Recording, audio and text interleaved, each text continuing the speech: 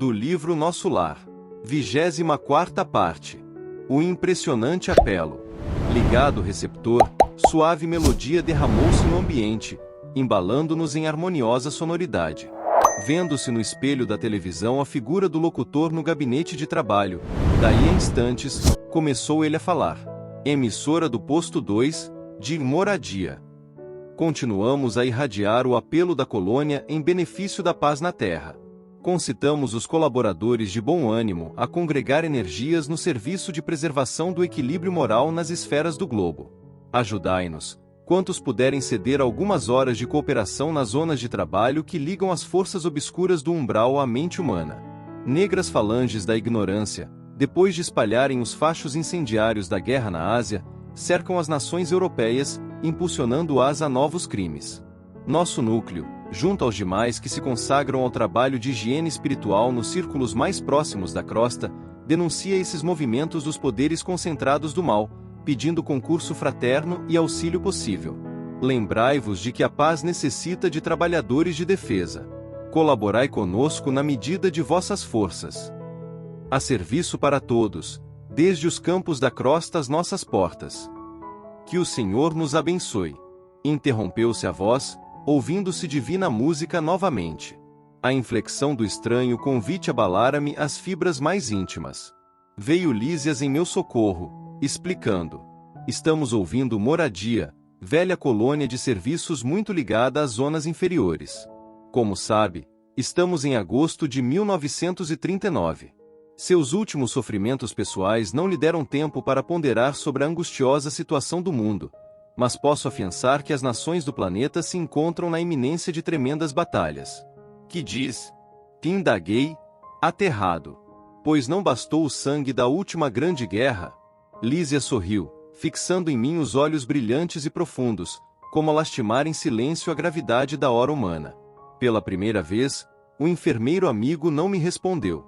Seu mutismo constrangera-me. Assombrava-me, sobretudo, a imensidade dos serviços espirituais nos planos de vida nova a que me recolhera. Pois havia cidades de espíritos generosos, suplicando socorro e cooperação? Apresentará-se a voz do locutor com entonação de verdadeiro SOS, vira-lhe a fisionomia abatida no espelho da televisão. Demonstrava ansiedade profunda nos olhos inquietos. E a linguagem? Ouvirá-lhe nitidamente o idioma português, claro e correto. Julgava que todas as colônias espirituais se intercomunicassem pelas vibrações do pensamento. Havia, ainda ali, tão grande dificuldade no capítulo do intercâmbio? Identificando minhas perplexidades, Lísias esclareceu. Estamos ainda muito longe das regiões ideais da mente pura. Tal como na Terra, os que se afinam perfeitamente entre si podem permutar pensamentos, sem as barreiras idiomáticas. Mas, de modo geral, não podemos prescindir da forma, no lato sentido da expressão. Nosso campo de lutas é imensurável. A humanidade terrestre, constituída de milhões de seres, une-se à humanidade invisível do planeta, que integra muitos bilhões de criaturas. Não seria, portanto, possível atingir as zonas aperfeiçoadas logo após a morte do corpo físico. Os patrimônios nacionais e linguísticos remanescem ainda aqui, condicionados a fronteiras psíquicas. Nos mais diversos setores de nossa atividade espiritual, existe elevado número de espíritos libertos de todas as limitações, mas insta a considerar que a regra é sofrer-se dessas restrições. Nada enganará o princípio de sequência, imperante nas leis evolutivas. Nesse ínterim, interrompia-se a música, voltando o locutor. Emissora do posto 2, de Moradia. Continuamos a irradiar o apelo da colônia em benefício da paz na Terra. Nevoeiros pesados amontoam-se ao longo dos céus da Europa. Forças tenebrosas do umbral penetram em todas as direções, respondendo ao apelo das tendências mesquinhas do homem. Há muitos benfeitores devotados, lutando com sacrifícios em favor da concórdia internacional nos gabinetes políticos. Alguns governos, no entanto, se encontram excessivamente centralizados, oferecendo escassas possibilidades à colaboração de natureza espiritual. Sem órgãos de ponderação e conselho desapaixonado, caminham esses países para uma guerra de grandes proporções. Irmãos muito amados dos núcleos superiores, auxiliemos a preservação da tranquilidade humana. Defendamos os séculos de experiência de numerosas pátrias-mães da civilização ocidental. Que o Senhor nos abençoe. Calou-se o locutor, e voltaram as cariciosas melodias. O enfermeiro permaneceu em silêncio, que não ousei interromper. Após 5 minutos de harmonia repousante, a mesma voz se fez novamente ouvir. Emissora do posto 2, de Moradia. Continuamos a irradiar o apelo da colônia em benefício da paz na Terra. Companheiros e irmãos, invoquemos o amparo das poderosas fraternidades da luz, que presidem aos destinos da América. Cooperai conosco na salvação de milenários patrimônios da evolução terrestre. Marchemos em socorro das coletividades indefesas, amparemos os corações maternais sufocados de angústia. Nossas energias estão empenhadas em vigoroso duelo com as legiões da ignorância.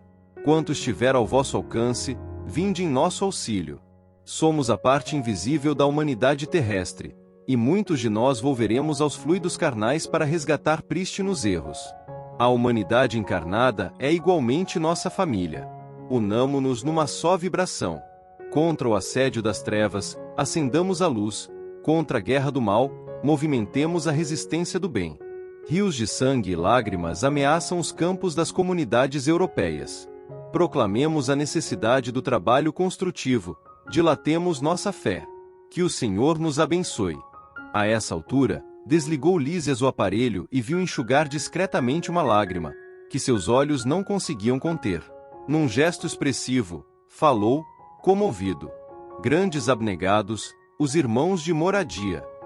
Tudo inútil, porém, acentuou, triste, depois de ligeira pausa.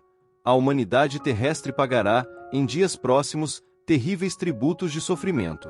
Não há, todavia, recurso para conjurar a tremenda catástrofe? Perguntei, sensibilizado.